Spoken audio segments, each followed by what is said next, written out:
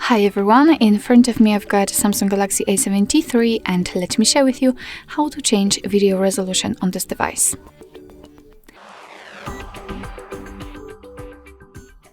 So first of all, let's open the camera app. And now we have to switch to the video mode. So let's tap on the video, and if you can see the red dot inside the shutter button, it means that for sure you're on the video mode. So now we can take a look at this option bar, and on the second position we've got the resolution. So let's tap on it.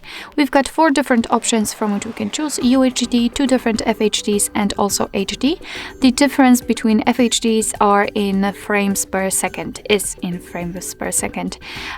so basically, if you want to set the different resolution, just tap on the option like to use. So maybe not this one, maybe UHD.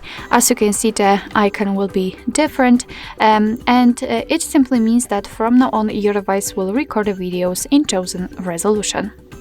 So basically that's all. This is how to change video resolution in your Samsung Galaxy A73. Thank you so much for watching. I hope that this video was helpful, and if it was, please hit the subscribe button and leave the thumbs up.